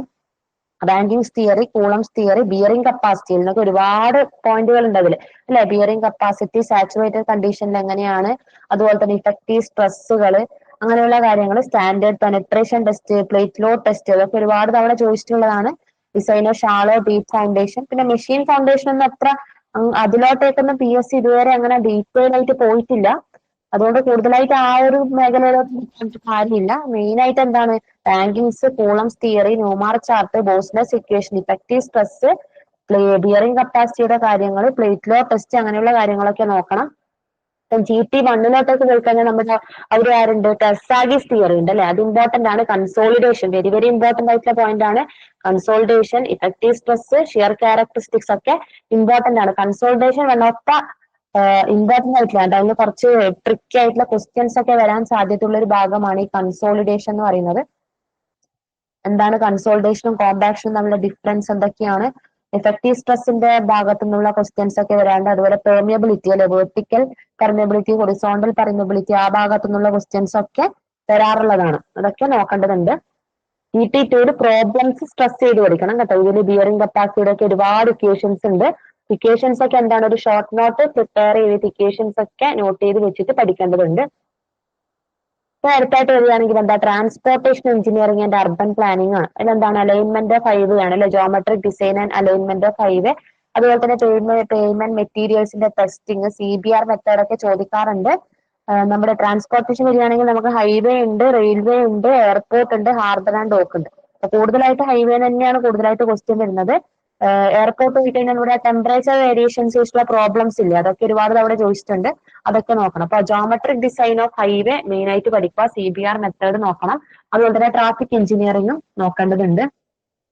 ഇനി എയർപോർട്ടിലോട്ടേക്ക് വരികയാണെങ്കിൽ ഞാൻ പറഞ്ഞല്ലോ, നമ്മുടെ എയർക്രാഫ്റ്റ് കമ്പണന്റ് പാർട്സ് ഒന്നും അങ്ങനെ ചോദിക്കാറില്ല. ആ ഒരു തെർമൽ വെച്ചിട്ടുള്ള ടെമ്പറേച്ചർ വേരിയേഷൻസ് വെച്ചിട്ടുള്ള പ്രോബ്ലംസ് ഒക്കെ ഉണ്ടല്ലോ, അതൊക്കെ നോക്കണം, അതൊക്കെ ചോദിക്കുന്നുണ്ട്. റെയിൽവേ ഇമ്പോർട്ടന്റ് ആണ്. എന്താണ് കോമ്പൻസേറ്റഡ് ഗ്രേഡിയന്റ്, ഗ്രേഡ് കോമ്പൻസേഷൻ, അത് ജോമെട്രിക് ഡിസൈൻ ഓഫ് ട്രാക്ക്, അതുപോലെ broad gauge, metre gauge, narrow gauge, അതിന്റെ വാല്യൂസുകൾ എന്തൊക്കെയാണ്, അതൊക്കെ ചോദിക്കാറുണ്ട്. പിന്നെ ടണൽ എഞ്ചിനീയറിംഗ് ഉണ്ട്, ബ്രിഡ്ജ് എഞ്ചിനീയറിംഗ് ഉണ്ട് അല്ലെ. ടണലും ബ്രിഡ്ജൊക്കെ പഠിക്കണം. ബ്രിഡ്ജിലൊക്കെ ഇമ്പോർട്ടന്റ് ആയിട്ട് എംഫസിസ് ചെയ്ത് പഠിക്കേണ്ട കാര്യങ്ങളൊക്കെ ഉണ്ട്, അതൊക്കെ നോക്കണം. റെയിൽവേ എഞ്ചിനീയറിംഗ് ഇമ്പോർട്ടന്റ് ആണ്. ഹാർബർ ആൻഡ് ഡോക്ക് അങ്ങനെ കൂടുതലായിട്ട് ചോദിച്ചിട്ട് ഇതുവരെ കണ്ടിട്ടില്ല, എങ്കിലും ജസ്റ്റ് ഒന്ന് ടച്ച് ചെയ്ത് പോവാം. മെയിൻ ആയിട്ട് ഹൈവേ എഞ്ചിനീയറിംഗ് നോക്കണം. എയർപോർട്ട് എഞ്ചിനീയറിംഗിൽ ആ ഒരു ടെമ്പറേച്ചർ വേരിയേഷന്റെ പ്രോബ്ലംസ് നോക്കാനുണ്ട്. റെയിൽവേ എഞ്ചിനീയറിംഗ് ഡീറ്റെയിൽ ആയിട്ട് പഠിക്കേണ്ടതുണ്ട്. Tunnel engineering, ventilation of tunnel, അതൊക്കെ നോക്കി വെക്കണം. പിന്നെ ഉള്ളത് നമ്മുടെ അർബൻ പ്ലാനിംഗ് ആണ്. അർബൻ പ്ലാനിംഗിൽ മെയിൻ ആയിട്ട് എക്സാമിൽ ചോദിക്കുന്ന ഒരു പോർഷൻ എന്ന് പറയുന്നത് സോണിങ്, എത്ര സോണായി തിരിച്ചിട്ടുണ്ട്, അതുപോലെ തന്നെ development of new towns, town development plan, അതൊക്കെയാണ് ചോദിക്കാറുള്ളത്. അങ്ങനെയുള്ള കാര്യങ്ങളൊക്കെ മെയിൻ ആയിട്ട് ഈ ട്രാൻസ്പോർട്ടേഷൻ എഞ്ചിനീയറിംഗിന് നോക്കേണ്ടതുണ്ട്. ഓക്കെ, ഇപ്പൊ ഇങ്ങനെയാണ്, ഇതാണ് നമ്മുടെ ഒരു സിലബസിന്റെ ആ ഒരു അനാലിസിസ് വരുന്നത്.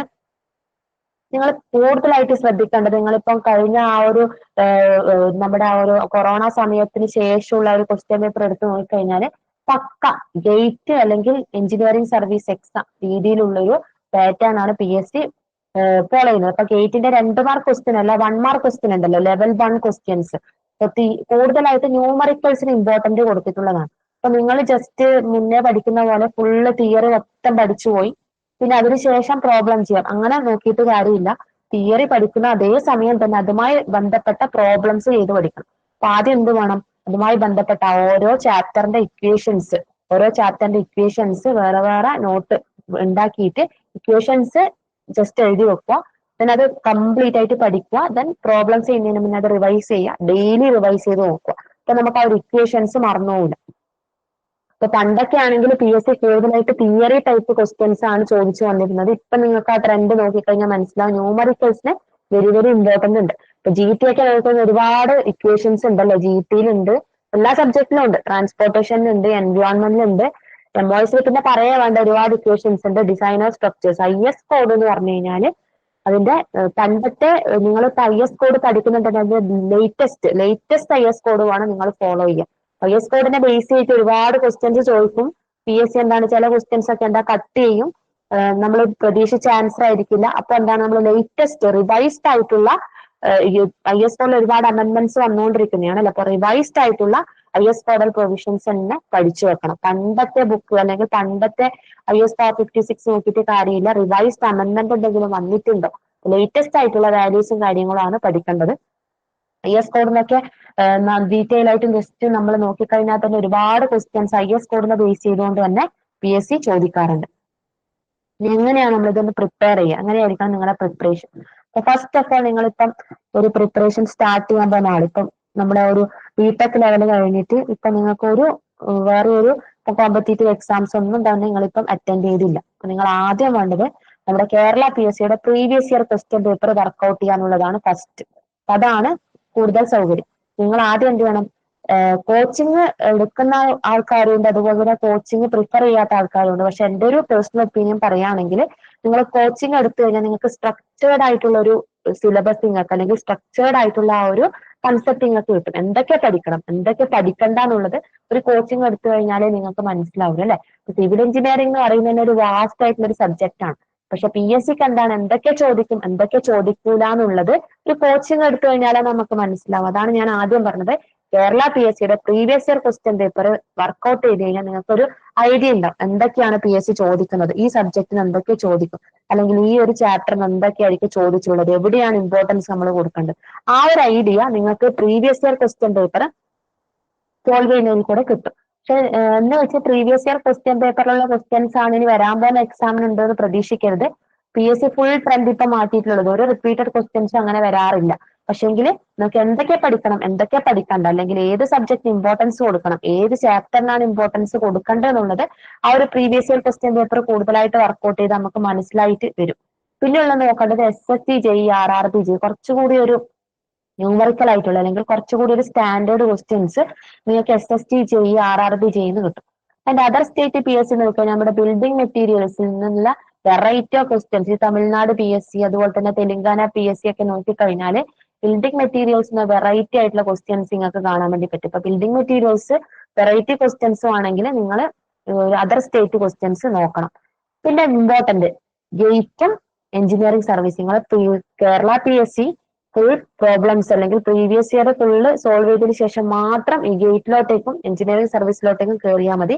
കാരണം കുറച്ചുകൂടി ഒരു ഡിഫിക്കൽട്ട് മോഡ് സ്റ്റാർട്ട് ചെയ്യുന്ന ഒരു ഭാഗമാണ് ഗേറ്റും എഞ്ചിനീയറിംഗ് സർവീസ് എക്സാമും. ഇപ്പൊ നമ്മുടെ ആ ഒരു സിലബസ് കേരള PSCയുടെ സിലബസ് തന്നെ സത്യം പറഞ്ഞു കഴിഞ്ഞാൽ ഇപ്പോഴത്തെ തന്നെ മീൻസ് പണ്ട് മുതൽ 2015 ശേഷം പബ്ലിഷ് ചെയ്ത ഗേറ്റിന്റെ സിലബസിനെ ബേസ് ചെയ്തുകൊണ്ടാണ് നമ്മുടെ കേരള PSCയുടെ ടെക്നിക്കൽ എക്സാമിന്റെ സിലബസ് വന്നിട്ടുള്ളത്. അതുപോലെ തന്നെ ചില എക്സാംസ് ഒക്കെ അഡ്വാൻസ്ഡ് ആയിട്ട് എഞ്ചിനീയറിംഗ് സർവീസ് ESC എക്സാം ലെവലിലോട്ടേക്ക് തന്നെ പോകുന്നുണ്ട്. അപ്പൊ നിങ്ങൾ ലാസ്റ്റ് നോക്കേണ്ടത് ലാസ്റ്റ് മാത്രം gate and ESC previous year question പേപ്പറിലോട്ടേക്ക് കടന്നാൽ മതി. അപ്പൊ നിങ്ങൾക്ക് ഒരുപാട് ലെവൽ 1 ക്വസ്റ്റ്യൻസ് ഒക്കെ നിങ്ങൾക്ക് കിട്ടും. ലെവൽ 1 ടൈപ്പ് ന്യൂമറിക്കൽസ് ആൻഡ് അതുപോലെ തന്നെ തിയറി ക്വസ്റ്റ്യൻസ് ഒക്കെ നിങ്ങൾക്ക് അതിൽ നിന്ന് കിട്ടും. അപ്പോൾ ഫസ്റ്റ് ഓഫ് ഓൾ നിങ്ങൾ ഇങ്ങനെ പഠിച്ചു പോകുന്നതിനെക്കാട്ടി നല്ലത് എന്താണ്, ഒരു സബ്ജക്ട് പഠിക്കുന്നു, ആ ഒരു സബ്ജക്ട് എടുക്കുന്ന ഒരു ചാപ്റ്റേഴ്സ് ഉണ്ട് അല്ലെ, ഓരോ ചാപ്റ്റേഴ്സ് പഠിക്കുന്നു. ആ ചാപ്റ്റർ പഠിച്ചതിന് ശേഷം അതിൽ നിന്നുള്ള ക്വസ്റ്റ്യൻസ് അപ്പൊ തന്നെ വർക്ക്ഔട്ട് ചെയ്യണം. അതായത് മുഴുവൻ സബ്ജക്റ്റും പഠിച്ചതിന് ശേഷം ക്വസ്റ്റ്യൻ വർക്ക്ഔട്ട് ചെയ്യാനുള്ള ഒരു കൺസെപ്റ്റിലോട്ട് പോയി കഴിഞ്ഞാൽ നമുക്ക് എന്താ, അത് നമ്മുടെ ആ ഒരു ടൈം ബൗണ്ടിനനുസരിച്ചിട്ട് പ്രോബ്ലംസ് സോൾവ് ചെയ്യാൻ പറ്റില്ല. ഒരു ചാപ്റ്റർ പഠിക്കുന്നു, അതിനുള്ള പ്രോബ്ലംസ് കംപ്ലീറ്റ് ആയിട്ട് നമ്മൾ പഠിക്കുന്നു, അതിനുശേഷം അടുത്ത ചാപ്റ്ററിലോട്ടേക്ക് പോകും. അങ്ങനെ ആയിക്കഴിഞ്ഞാൽ എന്താ, നമുക്ക് ആ ഒരു പ്രോബ്ലംസിനോട് നമ്മൾ അപ്രോച്ച് ചെയ്യേണ്ട ആ ഒരു ടെൻഷൻ നമുക്ക് മാറിക്കിട്ടും. അതുപോലെ തന്നെ നിങ്ങൾ എന്തായാലും ഒരു ചെറിയൊരു ഷോർട്ട് നോട്ട് എല്ലാവരും കീപ്പ് ചെയ്യേണ്ടതാണ്. കാരണം നമ്മുടെ നോട്ട് എഴുതിയതിനു ശേഷം നമ്മുടെ കൈകൊണ്ട് തന്നെ നിങ്ങൾ എന്താണ് ഓരോ ചാപ്റ്ററിലുള്ള ഇമ്പോർട്ടന്റ് പോയിന്റുകൾ, അതുപോലെ തന്നെ ആ ചാപ്റ്ററുമായി റിലേറ്റ് ചെയ്തിട്ടുള്ള ഇക്വേഷൻസ്, അത് ഒരു ഷോർട്ട് നോട്ട് ആയിട്ട് എഴുതുക. അത് നന്നായിട്ട് ഡെയിലി റിവൈസ് ചെയ്തുകൊണ്ടിരിക്കുക. അപ്പൊ ഇക്വേഷൻസ് ഒക്കെ ബൈ ഹാർട്ട് ആയിട്ട് വരും. ഇക്വേഷൻസ് ഒക്കെ ഇമ്പോർട്ടന്റ് ആണ് കേട്ടോ, കാരണം ന്യൂമറിക്കൽസിനാണ് കൂടുതൽ ഇമ്പോർട്ടൻസ് ഇപ്പൊ PSC കൊടുക്കുന്നത്. അപ്പൊ അങ്ങനെ നോക്കിക്കഴിഞ്ഞാൽ നിങ്ങൾക്ക് എന്താണ് ആ ഒരു ഇക്വേഷൻസ് മറന്നു പോവില്ല. ഡെയിലി അത് റിവൈസ് ചെയ്തിട്ട് അതുമായി ബന്ധപ്പെട്ട പ്രോബ്ലംസ് സോൾവ് ചെയ്തുകൊണ്ടേയിരിക്കും. പിന്നെന്താ, ഇങ്ങനെയുള്ള മോക്ക് ടെസ്റ്റുകളൊക്കെ എടുക്കുക. ഇപ്പൊ നമ്മളെ ടൈപ്പ്ലസ് തന്നെ മോക്ക് ടെസ്റ്റ് ഒക്കെ ആ ഒരു സൗകര്യം ഉണ്ട്. ഇപ്പൊ മോക്ക് ടെസ്റ്റ് ഒക്കെ ചെയ്തുകൊണ്ടിരിക്കുക. അപ്പോഴെന്താ, നമ്മളെ മുന്നേ പഠിച്ചതൊക്കെ റിവൈസ് ആവുകയും ചെയ്യും, കൂടുതലായിട്ട് പ്രോബ്ലം സോൾവിങ് സ്കിൽസ് കുറച്ചുകൂടി ഡെവലപ്പ് ആവുകയും ചെയ്യും. അപ്പൊ ആ ഒരു രീതിയിലാണ് നമ്മുടെ പ്രിപ്പറേഷൻസ് കൊണ്ടുപോകാൻ. ഇപ്പൊ പ്രീവിയസ് ഇയർ ക്വസ്റ്റ്യൻ പേപ്പർ വെച്ച് നോക്കിക്കഴിഞ്ഞാൽ, കേരള PSCയുടെ തന്നെ പ്രീവിയസ് ഇയർ ക്വസ്റ്റ്യൻ പേപ്പർ വെച്ച് നോക്കിക്കഴിഞ്ഞാൽ എന്തൊക്കെ പഠിക്കണം, എന്തൊക്കെ പഠിക്കണ്ട എന്നുള്ളൊരു ഐഡിയ നിങ്ങൾക്ക് കിട്ടും. അപ്പൊ അതിനുശേഷം മാത്രം ലാസ്റ്റ് ഗേറ്റിലോട്ടേക്കും എഞ്ചിനീയറിംഗ് സർവീസ് എക്സാമിന്റെ ബാക്കിയുള്ള പഴയ ക്വസ്റ്റ്യൻ പേപ്പറിലോട്ടേക്കൊക്കെ വന്നാൽ മതി. പിന്നെ അതർ സ്റ്റേറ്റ് PSC നോക്കിക്കഴിഞ്ഞാൽ വെറൈറ്റി ഓഫ് ക്വസ്റ്റ്യൻസ് നമുക്ക് കാണാൻ വേണ്ടി പറ്റും. അപ്പൊ എന്താണ്, അതൊക്കെ നോക്കിക്കഴിഞ്ഞാൽ റിപ്പീറ്റഡ് അല്ലാത്ത ക്വസ്റ്റ്യൻസ് നമുക്ക് ചിലപ്പോൾ ഇവരെന്താ പണ്ടത്തെ ഈ അതർ സ്റ്റേറ്റിൽ നിന്നൊക്കെ ആയിരിക്കും എടുക്കുന്നുണ്ടാവുക, റിപ്പീറ്റഡ് ആവാത്ത ക്വസ്റ്റ്യൻസ് ഒക്കെ. അപ്പൊ അതൊക്കെ ഒന്ന് വർക്ക്ഔട്ട് ചെയ്ത് കഴിഞ്ഞാൽ അതുമായിട്ട് കുറച്ചുകൂടി നമുക്കൊന്ന് ഫെമിലിയർ ആവും. അപ്പൊ ആ ഒരു രീതിയിലാണ് നമ്മുടെ ആ ഒരു പ്രിപ്പറേഷൻ സ്ട്രാറ്റജി കൊണ്ടുപോകാൻ വേണ്ടിയിട്ട്. ഇപ്പോ സത്യം പറഞ്ഞു കഴിഞ്ഞാൽ ഈ ഒരു പോസ്റ്റ് എന്ന് പറഞ്ഞു കഴിഞ്ഞാൽ നല്ലൊരു ഗ്ലാമറസ് ആയിട്ടുള്ള ഒരു പോസ്റ്റ് ആണ്. കാരണം നമ്മുടെ പബ്ലിക്കുമായിട്ട് കൂടുതലായിട്ട് ഇന്ററാക്ഷൻ വരുന്ന ഒരു പോസ്റ്റ് ആണ് PWD AE എന്ന് പറയുന്നത്. നല്ലൊരു സ്കെയിലും ഉണ്ട്. ഏജ് ലിമിറ്റ് 40 വയസ്സ് വരെ ഉണ്ട്. അതുകൊണ്ട് ഏജ് ഓവറായി എന്ന് വിചാരിക്കുന്നവർക്കും 36 ആയിരുന്നല്ലോ മുന്നത്തെ, ഇപ്പൊ ഏജ് ഓവറായി എന്ന് വിചാരിക്കുന്നവർക്കും ഒരു സുവർണാവസരമാണ്. ഈ ഒരു അവസരം നന്നായിട്ട് യൂട്ടിലൈസ് ചെയ്യുക, നന്നായിട്ട് പഠിക്കുക. ഇത് എനിക്ക് തന്നെയാണ്, ഈ ഒരു പോസ്റ്റ് ഇത് എന്റെ കയ്യിൽ തന്നെയാണ്, എനിക്ക് തന്നെയാണ്, നമ്മളെ ഫുൾ കോൺഫിഡൻസോടുകൂടി പഠിക്കുക. എന്തായാലും അത് നിങ്ങളെ തേടി എത്തും. അത്രയാണ് എനിക്ക് ഇതിൽ പറയാനുള്ളത്. എന്തെങ്കിലുമൊക്കെ ഡൗട്ട് ഉണ്ടെങ്കിൽ നിങ്ങൾക്ക് ചോദിക്കാം. അപ്പൊ ആ ഒരു രീതിയിലാണ് നമ്മുടെ ഒരു സിലബസും പ്രിപ്പറേഷൻ സ്ട്രാറ്റജി കാര്യങ്ങളൊക്കെ വരുന്നത്. അപ്പൊ ഇതും കൂടി ആയിക്കഴിഞ്ഞാൽ നമ്മളിത് വൈൻഡപ്പ് ചെയ്യാണ്. ആർക്കെങ്കിലും എന്തെങ്കിലുമൊക്കെ ഡൗട്ട് ഉണ്ടെങ്കിൽ ചോദിക്കാം. Thank you teacher. വളരെ വിശദമായിട്ട് എങ്ങനെ ഈ ഒരു പരീക്ഷയ്ക്ക് വേണ്ടി പഠിക്കണം, എങ്ങനെ ടോപ്പ് റാങ്കിലേക്ക് എത്തണം എന്നുള്ളത് ഓരോ സബ്ജക്റ്റിനെയും ബേസ് ചെയ്ത് വിശദീകരിച്ച ടീച്ചറോടുള്ള നന്ദി അറിയിക്കുകയാണ്. എന്തെങ്കിലും സംശയങ്ങൾ ഉണ്ടെങ്കിൽ നിങ്ങൾക്ക് ചോദിക്കാം. ഇനി പഠനത്തിന്റെ ദിവസങ്ങളാണ്. സിസ്റ്റമാറ്റിക് ആയിട്ട് പഠിച്ചാൽ, കൺസിസ്റ്റന്റ് ആയിട്ട് പഠിച്ചാൽ നിങ്ങൾക്കും ഈ ഗ്ലാമറസ് പോസ്റ്റിലേക്ക് എത്താനായിട്ട് സാധിക്കും. ഐപ്ലസിന്റെ കോഴ്സ് അവൈലബിൾ ആണ്. വളരെ ചെറിയ ഫീസിൽ ഐപ്ലസിന്റെ കോഴ്സിൽ നിങ്ങൾക്ക് ഇപ്പോൾ ജോയിൻ ചെയ്യാം. നിലവിൽ ഫ്രീഡം ഓഫർ ഉൾപ്പെടെയുള്ള കാര്യങ്ങളൊക്കെ ഉണ്ട്. അപ്പോൾ അതിൽ ജോയിൻ ചെയ്യാനായിട്ട് നിങ്ങൾ ആ നമ്പറിൽ നമ്മുടെ ഗ്രൂപ്പിലുള്ള കോൺടാക്ട് ഡീറ്റെയിൽസിൽ ജസ്റ്റ് ഒരു മെസ്സേജ് ഇട്ടാൽ മതിയാകും. കൃത്യമായിട്ട് നിങ്ങളെ ഫോളോ അപ്പ് ചെയ്യുന്നതാണ്. അപ്പോൾ നന്നായിട്ട് പഠിക്കുക. മറ്റ് സംശയങ്ങളൊന്നും ഇല്ലാന്ന് കരുതുകയാണ്. അങ്ങനെയാണെങ്കിൽ നമുക്ക് വൈൻഡപ്പ് ചെയ്യാം. All the best. Thank you.